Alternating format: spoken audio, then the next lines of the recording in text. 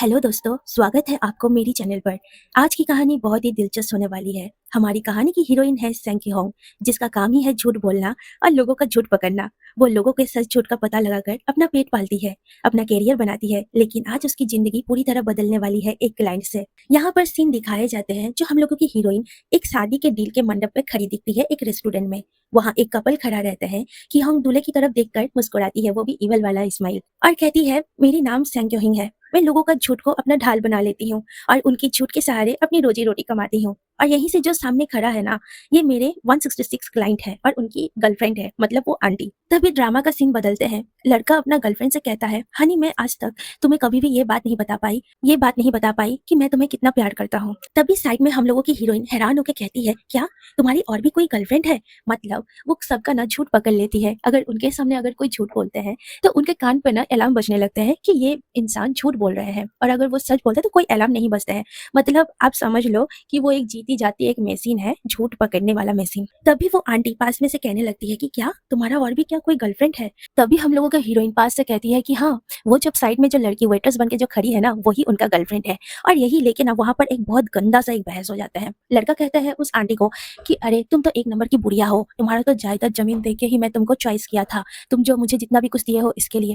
Aunty भी तब कहती है कि हाँ, मैं तुम्हारा खर्चा उठाई, तुम्हारा फैमिली का खर्चा उठाई, सबका खर्चा उठाई, और इसके बदले तुम मुझे इतना बड़ा धोखा दिए। और उन तीनों का ना एक जो होता है ना, बहुत बड़ा सा उन लोगों का एक प्लान फ्लॉप हो जाते हैं वहां पर। और इसी चलते हम लोगों को हीरोइन को मार दिया जाता है वहां पर एक चाकू से। मतलब वो गंदा लड़का जो वहां पर लूटने के लिए आए हुए थे उस आंटी को कि मैं आपसे बहुत प्यार करता हूँ, वही लड़का हम लोगों को हीरोइन के छाती पर एक चाकू मार देता है। और यहीं से दोस्तों शुरू होती है इस मूवी की असली कहानी। हम लोगों की हीरोइन जो होती है वो अचानक एक आलीशान बिस्तर पर आंख खोलती है। वो अपने आसपास देखती है, सब कुछ बदला हुआ है। तभी सामने एक बेहद हैंडसम और अमीर देखने वाला लड़का खड़ा रहता है। जब भी वो अपना आंख खोलती है तभी हम लोगों का हीरोइन भी कहती है कि जब सुबह उठती है तो उसे होश आता है कि वो किसी और ही दुनिया में आ चुकी है। हम लोगों की हीरोइन जब सुबह उठती है तो उसे होश आती है कि वो किसी और ही दुनिया में आ चुकी होती है, यानी उसका टाइम ट्रेवल हो चुके होते हैं दोस्तों। वो एक नॉवल बुक के अंदर आ गई है। मजे की बात तो ये है दोस्तों कि उसे इस शरीर की पुरानी यादें कुछ याद ही नहीं होते हैं। मतलब सब कुछ भूल गए होते हैं कि इस शरीर के ऑनर पर उसका यादें क्या है, पास्ट लाइफ में उसका क्या हुआ है, कुछ भी याद नहीं होते हैं। तभी इस मूवी की जो हीरो होते हैं मिस्टर चू, तभी वो कहता है कि आज सोमवार है, चलो कोर्ट चलकर शादी का सर्टिफिकेट ले लेते हैं। तभी हम लोगों को हीरोइन भी कहती है, तुम कौन होते हो और तुम हो ही कौन, और मैं तुमसे शादी ही क्यों करूंगी? क्या मैं तुमको जानती हूँ, पहचानती हूँ? तभी हम लोगों का हीरो मिस्टर चू कहते हैं, तुम मुझे जानती नहीं हो, क्योंकि कल रात हमारे बीच वन नाइट स्टैंड हो चुके होते हैं और हम लोग इंटीमेट हो चुके होते हैं। मुझे अपनी कंपनी के मैनेजर के लिए एक बीवी भी चाहिए ताकि मेरी इमेज अच्छी रहे और तुम्हें इस दुनिया में एक पहचान भी मिल जाएंगे और मेरा इमेज भी बच जाएंगे। तो इसी बीच हम लोग चलो शादी कर लेते हैं। तभी हम लोगों का हीरोइन की माइंड पर एक इवल वाली बात भी आ जाती है, प्लानिंग भी आ जाती है कि अरे बाप रे, अगर मैंने मना किया तो ये लोग मुझे पागल खाना ना भेज दे कि मैं पागल हूँ। और वैसे भी ये लड़का तो बहुत अमीर दिख रहा है, हैंडसम भी दिख रहा है। अगर मैं इसे आज शादी कर लेती हूँ, 2 दिन के बाद डिवोर्स मार लेती हूँ, तो अच्छा खासा मुझे पेनल्टी मिल जाएंगे कोर्ट से। और इसी के पैसा का लालच पर वो शादी करने के लिए वो लोग चले जाते हैं। और हम लोगों की जो हीरोइन होती है जब जाती है तो वो कहती है कि हाँ बॉस चलो जल्दी से। पर बॉस बताने के बाद वो इतना क्यूट से बताती है कि हाँ पतिदेव, मैं तैयार हूँ शादी करने के लिए, जल्दी से चलिए कोर्ट तक। दोनों की शादी हो जाती है दोस्तों। हम लोगों की हीरोइन उसके बड़े से बंगले में आ जाती है। वहाँ चिहुआहुआ की माँ भी होती है और वो बहुत खड़ूस दिख रही होती है, मतलब एक नंबर की खड़ूस सांस होती है। और शादी हो जाने के बाद हम लोगों को हीरोइन को पता चलती है कि उसका झूठ पकड़ने वाला सिस्टम, जो लाई डिटेक्टर सिस्टम होते हैं, उसका जो पास्ट लाइफ पर थे, वो वाला सिस्टम इस लड़का पर काम ही नहीं कर रहा है। खैर वो उसके घर तो पहुंच जाती है तो वहाँ एंट्री होती है एकदम विलेन सांस की, जैसे और भी फैमिली में होते रहते हैं, मतलब सबकी फैमिली में नहीं, कुछ कुछ फैमिली में। हम लोगों की हीरोइन घर पर एंट्री करने के वक्त ही उनकी जो सास होते हैं ना, वो एकदम गुस्से में आ जाती है और पूछने लगती है कि मेरा बेटा तुमको कैसे करके चॉइस कर लिया? तुम तो एक नंबर की लापरवाही लड़की हो, कितना डर्टी दिखती हो, नीट एंड क्लीन तुमको होना चाहिए, तुमको इतना कैसे करके वो शादी कर लिए? तब हम लोगों को हीरोइन भी कहती है कि अरे मैं तो ऐसी ही हूँ आंटी, अगर आपको पसंद नहीं आ रहा है तो आप मुझे 2-4 करोड़ मेरा मुंह पे मार दीजिए, मैं अभी के अभी आपका लड़का को डाइवोर्स देके निकल जाऊंगी। तब भी ना आंटी समझ जाती है, मतलब मदर इन लॉ, हम लोगों की हीरोइन की मदर इन लॉ समझ जाती है कि ये तो पैसे की भूखी वाली लड़की है। तब वो ना एक डील पर साइन करवा लेती है, जहाँ पर 2-4 करोड़ का डील होते हैं कि अगर तुम मेरा बेटा को डिवोर्स देके अगर निकल जाओगी यहाँ से, तब मैं तुमको 2-4 करोड़ रुपया दे दूंगी। पर शर्त यही होते हैं कि जो हीरो होते हैं ना मिस्टर चू, उसको रंगे हाथ किसी और लड़की के साथ पकड़ना होंगे, चाहे वो किसी और के साथ सीड्यूसिंग करके हो या कुछ भी हो। मतलब ऐसे करके तो डिवोर्स तो नहीं होता है ना, इसीलिए कुछ एक बहाना मार के उसके लाइफ से निकलने के लिए ऐसा वो लोग दोनों सास और बहू चाल चलती है और यही डील हो जाते हैं उन दोनों के बीच। और वहां से चली जाती है मदर इन लॉ और हम लोगों को हीरोइन कहती है कि बाप रे बाप, इतना खड़ूस, रिच फैमिली के मदर इन लोग क्या इतना खड़ूस होते हैं क्या? सही बात है, चलो 2-4 करोड़ तो रुपया तो मिल जाएंगे ना हमको। और कुछ देर बाद ही हम लोगों का जो हीरोइन होती है उसको पता चलता है कि वो जिस बॉडी पर होती है उसका फैमिली बहुत बड़ी एक प्रॉब्लम से गुजर रहे होते हैं। मतलब उसका सब कुछ पैसा वैसा सब कुछ डिफॉल्ट में चले होते हैं, बैंकरप्ट हो गए होते हैं, उसका फैमिली का बिजनेस मतलब एकदम पूरा गंदा हालत होता है। तो वो खुद को कोसती है कि अरे यार, मैं किसकी बॉडी पर आ गई, इसकी बॉडी पर तो कुछ भी नहीं है, सब तो खोखला है, मुझे तो इनका सब कुछ ऋण उधर सब कुछ मिटाना पड़ेंगे। तब भी वो इवल वाली चाल चलती है कि कोई बात नहीं, 2-4 करोड़ तो इधर से मिल ही जाएंगे, और मेरे पास तो खुद एक एबिलिटी है ही कि इंसान को मैं झूठ सच पकड़ सकती हूँ। और वो खुश हो जाती है अपने सेकंड लाइफ पाके। इसके बाद ही दोस्तों सीन तो बहुत इंटरेस्टिंग होने वाली है। हम लोगों की जो हीरोइन होती है उसको तो पता चल चुके होते हैं कि उसका फैमिली बैंकरप्ट हो चुकी है। अब तो पैसा लेने का बारी होते हैं। तब वो क्या करती है ना, घर पर तरह तरह की खूबसूरत लड़की हो मॉडल को बुला लेती है ताकि उसका पति किसी की तरफ आकर्षित हो जाए, सीड्यूसिंग हो जाए और उसके साथ रह ले, और उसकी सासू माँ 2-4 करोड़ उसके मुंह के ऊपर फेंक दे, और उसी पैसा से वो एकदम जो बैंकरप्ट हो चुकी होती है उसका उधार भी चुका दे, और वो अपना शांतिपूर्ण से अपना जीवन भी व्यतीत कर सके। पर हम लोगों को जो हीरो होते हैं तभी घर आ जाते हैं, और घर आके गुस्से होकर पूछते हैं हम लोगों की हीरोइन से, कहते हैं कि ये सब क्या बकवास है, मेरे घर पर ये सब बकवास वाला चीजें मत मत किया करो, मुझे ये सब हरकत एकदम पसंद नहीं है। तभी हम लोगों का हीरोइन जो होती है ना, वो एकदम से मासूम बनकर एकदम कहने लगती है कि अरे, इतना बड़ा घर है, साफ करने के लिए तो कोई लड़की तो होना चाहिए ना, कोई मेड तो होना चाहिए ना, आपको का इनमें से कोई भी मेड पसंद नहीं आ रही है क्या? और देखो ना, मेरी हाथ भी बहुत दर्द दे रहे हैं, मैं इतना बड़ा घर को साफ कैसे करके करूंगी, मैं खाना कैसे खाऊंगी, मेरी तबीयत भी तो खराब हो जाएंगे ना। तभी हम लोगों का हीरो कहने लगते हैं कि अरे, तुम तो खाना पीना तो बढ़िया से खा रही हो, तुम्हारा तो मुंह तो सूखा हुआ नहीं दिख रहा है, तो तुम खराब कैसे हो सकती हो यहाँ पर? इसका मतलब तुम्हारा शक्ल देख के लग रहा है तुम एकदम सही हो, फिट एंड फाइन हो, इसीलिए जल्दी से जल्दी इस मेट लोगों को यहाँ से निकालो।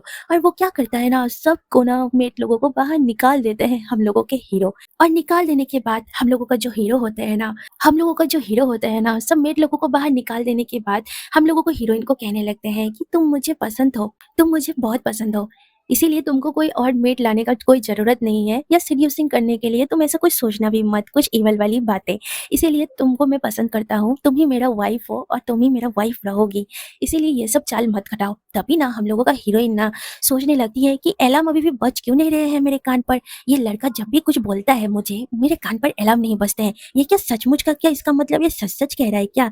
और यही सब बात सोचते सोचते हम लोगों का हीरोइन की दिल बहुत तेजी से धड़कने लगते हैं वहां पर। दोस्तों अगले दिन सुबह का सीन दिखाए जाते हैं। हम लोगों का जो हीरोइन होती है उसको ना ऑफिस में लेके चले जाते हैं हम लोगों का हीरो। ऑफिस बहुत बड़ा और कॉर्पोरेटेड लुक वाला होते हैं, क्यों ना हो, क्योंकि हम लोगों का जो हीरो चू होते हैं वो सबसे ना अमीर इंसान होते हैं चाइना में। वहाँ हम लोगों का हीरो मिस्टर चू केबिन के बाहर एक लड़की खड़ी होती है जो उसकी असिस्टेंट के असिस्टेंट होते हैं, जिसका नाम होता है वेन जियाई।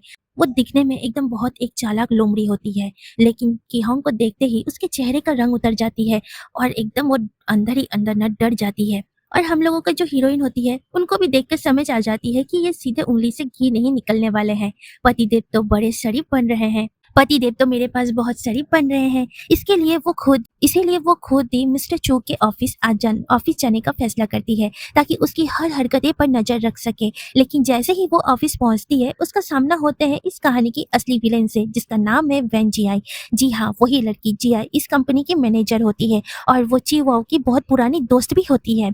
जी वाओ केहोंग के एक तरफ ले जाती है और अजब सी मुस्कुराहट देती है और बात करती है, अरे सोंग, तुम यहाँ, सुना है कि तुम्हारी दिमागी हालत ठीक नहीं है, तुम अपनी याददाश्त खो चुकी हो और खुद को तुम कुछ और ही समझ रही हो। कितनी अजब बात है ना डियर। मिस्टर चू ने तुम्हारी इस कमजोरी का फायदा उठाकर तुमसे इतनी जल्दी शादी कर ली और तुम्हारा हर चीज का फायदा उठा लिया वो इंसान। तब हम लोगों का हीरोइन भी अपना मन में सोचती है, अच्छा बेटा, तो मेरा पतिदेव का मिस्ट्रेस यहाँ पर छुपी हुई है इस कंपनी में। बुढ़िया सास ने तो सही कहा था कि तुम अगर मेरा लड़का की जिंदगी में से एक मिस्ट्रेस निकाल लोगी तो वही लड़की की मिस्टर चू की जिंदगी में एक व्हाइट मूनलाइट है, मतलब उनका पहला प्यार है लाइफ का, तो वो लड़की यही है। इसका मतलब ये चालाक लोमड़ी ये तो पहले से ही मेरे पति पर डेरा डाल रही है। तब भी हम लोगों की हीरोइन भी मुस्कुराहट देती है और कहती है, हाँ मिस जियाई, मेरी याददाश्त तो चली गई है, पर मेरी आँखें बिल्कुल ठीक है, मुझे साफ-साफ दिख रही है, तुम्हारी नज़र मेरे पति पर टिकी हुई है। पर तुम फ़िक्र मत करो, हमारा रिश्ता सिर्फ़ और सिर्फ़ नाम का है।